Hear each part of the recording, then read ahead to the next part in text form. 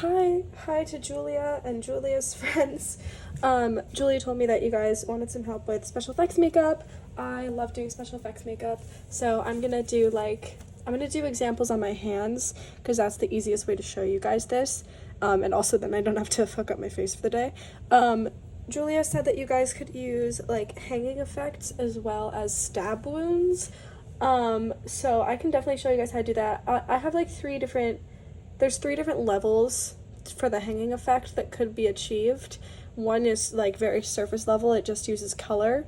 The other would use this stuff, which is called liquid latex. You apply it to your skin, it dries, and you can peel it off like fake skin. This stuff, I got this bottle at Spirit Halloween. It was like super cheap. There's more high quality stuff online, but like it's a really accessible product and it's really multi-purpose and great. And then the third level of special effects that I could achieve for you guys, I have this kit. So this kit is the cream makeup kit from Ben Nye. It's made specifically for special effects. It is a little pricey. I think it's 100,000% worth the price. Like, I would pay so much more money for this than what they charge because it's just like such high quality shit.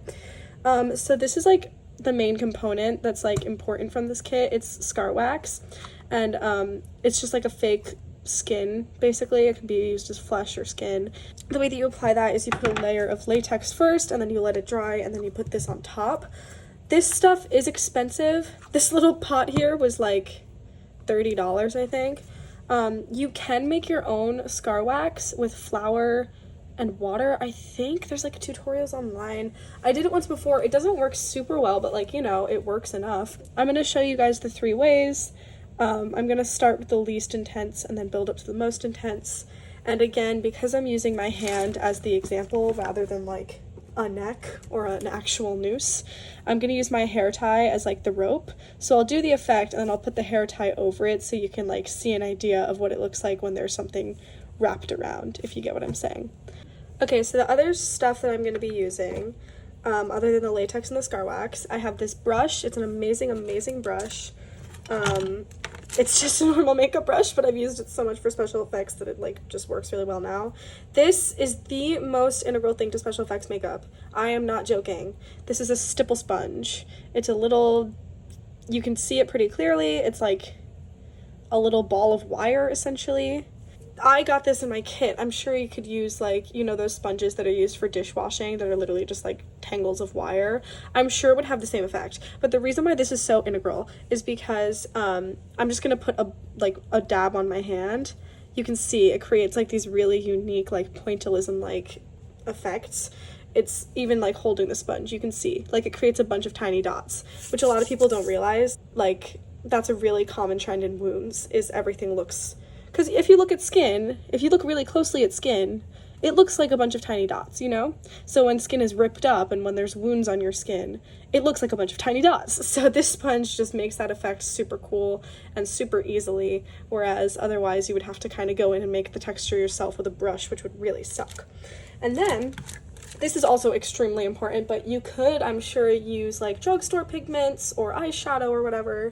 I have this palette. These are the 4 colors that you need for special effects. And these are all very important for their own reasons. This is like a blood red, obviously, used for blood and stuff. This is black. A lot of people don't realize, but black is actually what gives wounds the depth and like the gross part that it needs, you know? When you create an effect of blood, you usually do black and then red. This is brown, obviously, used for scab, it's used for bruise, it's like, it adds a little dirt if you want the wound to be like messy. And this is the one that people underrate. You need like a dark mustardy kind of yellow. That is what creates infection, that's what creates sickness. That's what your skin looks like when it comes off your body. It looks yellow. So these are 4 very important colors. If you can replicate this sort of a palette, you really should. Okay, so I'm gonna get started. I'm kind of just winging this as I go, so I might have to like backtrack and redo things. The way that I would start for a hanging, if I'm using just pigments and no fake skin, again, pretend that this is like a neck. I would start with a layer of yellow. I should get a better light. I'm gonna do that in a second. Yeah, okay, this light is not that good. I would start with a layer of yellow like that. And I would actually extend it, like, so if this was a neck, I would extend it upwards and outwards and all over, basically, because you can already see. That gives a very, like, diseased, like, unsettling look. Okay, I'm gonna fix my light, hold on. Okay, yeah, that's a lot better. So I'm actually gonna go in and add a little more yellow, because I can see on camera it's not really, there we go, yeah. These obviously, like, when they're super up close, they're not gonna look the most realistic ever, but I think if it's on a stage, it'll be okay. I would actually next go in with brown. I would go a little lighter with this than I did with the yellow, because, you know, it's something cutting into skin. It's like, the way I'm interpreting what you guys are looking for is, like, the rope cutting into skin. So I think that red is also super, super important, because, like, obviously, the skin would be super, like, irritated and, like, gross. Ignore that up there. That was not supposed to go there. My red's a little fucked up because I've mixed it with the brown and the black so many times that it's kind of a shade of brown in of itself now. I kind of wanted it to be a little more concentrated than it is. I would concentrate, like, in that area where the hair tie is actually going to be. So maybe now I would go in with, like, a brush and some red. And if you just, like, go and you start smudging around where the rope is going to be, that can create, like, a sort of cutting effect if it's from an audience that's, like, far away. So, you know, you have, like, kind of that. I think that I can make this look a little better because it doesn't look great right now. So I would maybe go in over the smudge and reapply some of the yellow. I would just go a little heavier here, maybe. It's hard to get depth with just pigment, but you can kind of see, like, there's some bruising going on, there's some irritation. Okay, so now if I put on this hair tie, it's not gonna look great. Pretend that's a rope. Just like the idea of creating irritation around where the cause of the injury is. See, now that I have this on, I would go in with a little bit of brown and a little bit of red, and just right around the edges where it is, I would really darken it. This isn't a great example either because the hair tie is really loose. That's why I chose it. Hold on a sec. I'm just going to do this off camera really quick so I can look really closely at it as I do it. What I'm trying to do now is, like, create a solid, like, area of harm. You see that, like, kind of. It looks a lot better in person than it does on camera, which is not very great for me. But, you know, if you imagine that's somebody's neck and that's a rope, and if you imagine them, like, being tensed up, like, choking. Okay, this is, like, way too, hold on. Sorry. I would roughen up the edges a little more. You can't have it be, like, a straight line because that's, like, not how these work. But, you know, you can kind of, especially on this side, it, like, you could see how it could look like it was, like, cutting in if I'm tensing up like that. So that's what I would do. Basically, if you were to use just pigment, which is, like, the most realistic option, because then you don't have to spend money on special effects makeup, I would just, like, create a lot of irritation around the rope. I would create a lot of bruising, because obviously the rope's cutting into your neck and, like, cutting off all your circulation. I would have some yellow for irritation, just to make it look more sickly and disgusting and all of that. So, yeah, sorry, this wasn't, like, the best example, but I think the gist is there. For method 2, it's actually kind of a cheat hack. That's not a word. It's kind of a life hack, that's the word, or like a cheat code. Sorry, I combined those two phrases. Because the first step for method 2 would be to just apply this to make it sickly, make it bruised, apply a lot of pigment, etc. And then step 2, I would go in with some of this liquid latex. You don't need a ton. Like, even that is, like, kind of a lot. So, this might hurt a little to whomever you're putting it on. Not the application, but, it does rip on your hair a little. Yeah, I actually need a lot more than that. It does rip on your hair a little when you remove it, because it is latex. It's like plastic, and then you're, like, applying it to your skin, and then you're ripping it off. So, like, you know, that's how that works. So it hurts the tiniest bit. It's really not that bad. If you've ever gotten waxed, you'll be fine. And if not, like, again, you could just use the pigment if you don't want to hurt anybody.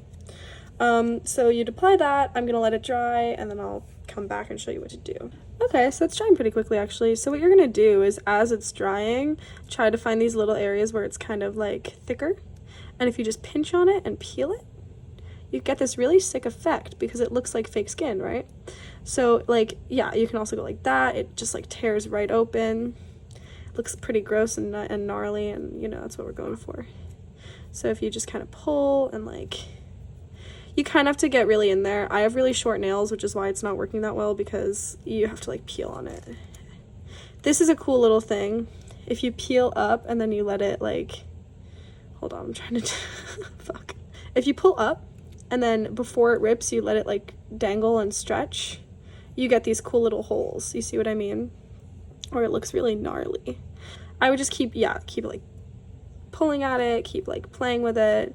Just like if you run your finger like that, and then you get this really cool effect where it's just like fucked up skin. Like that's, oh fuck, it's unfocusing. Hold on. You see, it's like fucked up skin. Like that's gross, that's gnarly.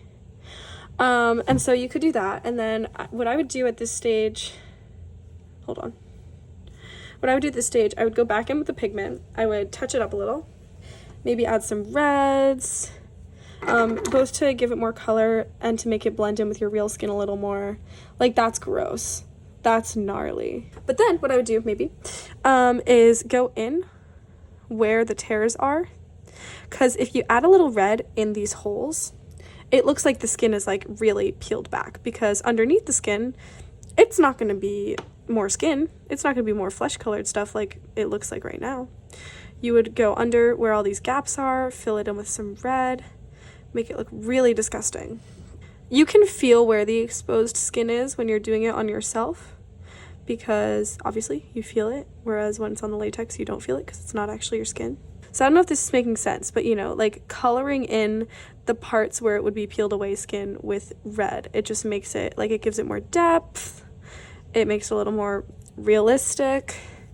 I am really trying my best here for you guys, but disclaimer, I don't usually do realism. I usually do like concept looks and like fucked up freaky shit, so like I'm sorry if this isn't super accurate. And then I would go over again with yellow just to make it a little more fucked, and then I would take some black, which I know is a lot, but if you do black and you really carefully dab it around the edges of where the latex is peeled up, if you see what I mean, it kind of creates like this really, you can kind of see right there, it creates like this really disgusting, like dirty look.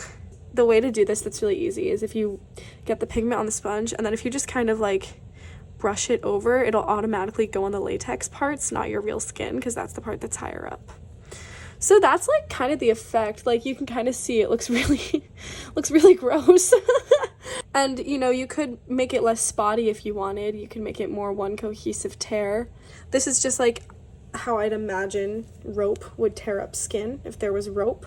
So this again obviously would look so much better with a thicker rope, because this is a hair tie. But you can kind of imagine like if there was rope wrapped around this, and then maybe you could go in, sorry, I ran out of storage. I could maybe go in with some red again around the edges, you know.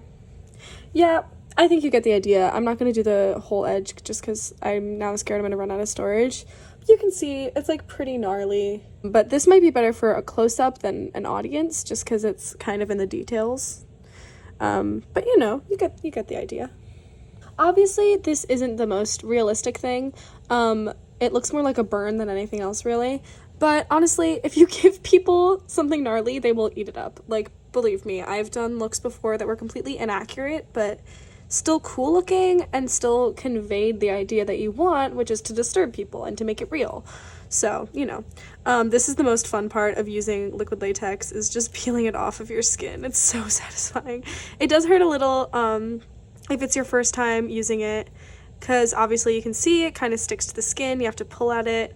Another really easy way to get rid of all of this latex is if you want to just rub up and down, it will peel off. It hurts a little more, but you know, it's like whatever. So this is all the latex I just took off of my wrist. I actually kind of like this like bruised effect I got going on. That's kind of fun. That's just all the leftover pigment that's still on my wrist. I'm actually going to move on to the next one without removing the makeup, just because I want to conserve my makeup wipes. I'm going to show this next one on only this side of my wrist, just because this stuff is expensive and I don't want to use too much of it. No offense, Northwestern, I love you. So you just go in there. You want to get like a good amount. That's like a pretty good amount. What you do for this, you smooth it out like that. You kind of roll it into a little tube. So that's one side.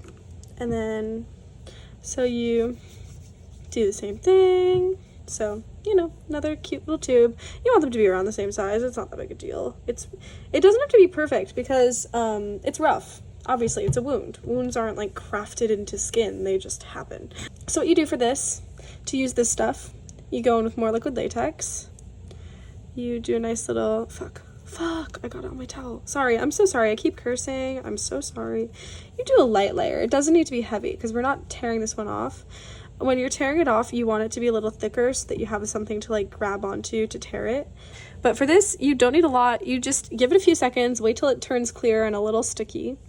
Then, so what you do is you line it up where you want it to go, and then you smooth it down in one direction. For this one, I'm going downwards. It's gonna twist as you do it. That's normal. You can see it twisting. Sorry. I'm just concentrating, so I'm not gonna speak for a sec. So, you smooth it out, you smooth it into the latex. Sometimes the latex flakes up like that. There's not a ton you can do about that. It's not like the worst thing in the world. So that's one end of the ridge. I like to press it back a little just to make like a rougher edge to make it look more peeled back. You see how it's a little, ooh. And then this one's gonna be the top. I'm just gonna line this one up. Again, imagine it's going all the way around. So if you were doing this on somebody's neck for hanging, you'd need a lot of this stuff, which is doable, especially if you make your own, because I'm pretty sure that all you need to make your own is like water and flour, so you can probably pretty easily make like high volume of it. Oh, this is wider than I was hoping, but it's fine. Actually, it's fine if it's wider because you guys are using actual rope, I'm pretty sure, whereas I'm using a hair tie, so just pretend like, I don't know. Again, I peel it back a little. And then, here's the thing that people get really surprised by. When you do a wound, people always assume that you start with red, but you don't. You want to go in between the fake skin. You want to go in between it with black. You want to try to get under, you see? Because if you get under this ridge, then it really looks like exposed, like something that's been exposed from under the skin. Because if it just starts in the middle, then like it doesn't look super realistic. So you get a nice layer of black down, and then you go in with the red. You don't want it to be like very red. People don't realize this, but the most realistic way to make a wound is to make it not bright red. Because if it's bright red, like, I don't know, that's not really what it's what blood looks like, sure, but wounds have like dirt, they have like disgustingness, you know what I mean? Oh, that looks gnarly. That's cool. It looks like disconnected. That's kind of fun. I'm like getting sidetracked here because I think this looks cool. So if you wanted to, I would suggest putting a layer of foundation on this fake skin just so it blends in more. But I'm going to be adding so much pigment that I think for just the tutorial, it's fine if I don't. So what I would start with for this kind of a wound, again, I would start with yellow. You just want to like really attack her with yellow. This you want to try to keep outside of the middle part. I know I already fucked that up, but you want to keep the textures different. You want the outside to be stippled, the inside to be smooth, just so it looks really disconnected from one another. So, and then for the hanging, or for the wound that we're doing particularly, I would go in with a lot of brown on the edges. Because again, I'd imagine that the rope would cause a lot of like bruising, a lot of cutting, a lot of like irritation to the skin. It would be really gnarly, you know? So you do that. I even think I'm going to go in with a little black around the edges especially. Like right up in there just to really darken it, really make it gross. And then you put some red in. I would put a lot of red in. I would try to fill in all of those gaps that you see with the red. So, like really push down, and then that's what you get. That's pretty sick. And then I would go over to these edges and put some more yellow, because that sort of causes like a gradient between your normal skin and like this really disgusting pigmented area. Do you see what I mean? You see how that like completely changes it? I'm actually going to go in with a little more red, which I never do. I almost never do that. That's what you get. That's pretty gnarly. I'd maybe peel this back a little more. Really make it gross. You see what I mean? Where it's like an open wound. So that's pretty fun. If you want to at this stage, I'm so scared this is gonna hurt it. You see what I mean? Imagine if that was a rope and it would like cut into the wrist. That's disgusting. Oh, I love that. It's disgusting. Okay, sorry, I'm getting like really excited over this. And then you could, if you want, go in with some fake blood. Again, this is something you can make at home. People have used all sorts of shit for fake blood. There's a lot of tutorials online. The way that I like to apply fake blood is I like to drip it in. That's gnarly. That's gnarly as fuck. And then that's like kind of the finished look that you get. If you imagine that on a neck, that's really disgusting. If you want to make it look super gnarly and like disgusting, you could use the stipple sponge and stipple some blood on there. And that's just like gross. I'm gonna take off the hairband really quick so you can see. That's disgusting. This blood that I have, it dries up really quickly. As you can see, it's already kind of gone here. Just gonna dribble a little more. Yeah, there you go. You see that? That's disgusting. That's gnarly. That's sick. So if you imagine this on a neck, especially with hanging, if you like take it and stipple it around, there you go. I'll describe how I would do the stab wounds while I remove this, because I don't think I can actually make a full tutorial, but it's kind of the same exact concept as this one, where what you want to do, the basic formula is apply latex, make 2 little tubes, and then if you make it into like, if you take what I did with this, but then you connect it at the ends instead, that's basically what a stab wound is, or what a cut is. You want to make almost like an elongated eye shape, if that makes sense. So like one of the pieces of skin goes like that. I would make it like that, but a little narrower, a little longer.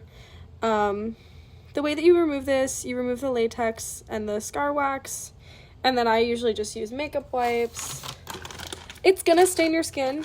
It's gonna stain. It's just, there's such heavy pigments, it's gonna happen. You see what I mean?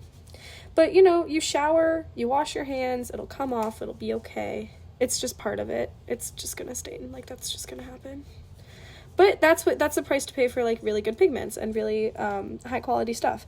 And the other thing is, the one really annoying thing about these pigments in particular is that like anything you touch, the pigment will come off onto, including clothing, including sets, including anything.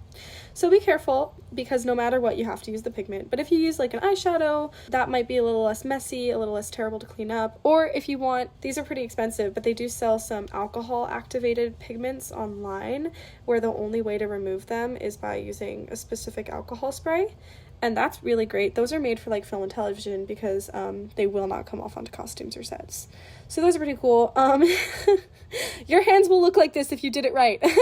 Your hands will be disgusting. I did a special effects photo shoot last week, and I swear to God, my hands were like red at the fingertips for the next week. Your nails should look disgusting. It should look like you just killed someone. That means you did it right. So yeah, I hope that this was helpful. I don't know, I hope I explained everything well. Please let me know if you guys have any questions. I would love to help. I love doing this kind of stuff. Or like you can call me while you're applying if you want, and like I can totally help out. Thanks for asking me to help. It's really an honor.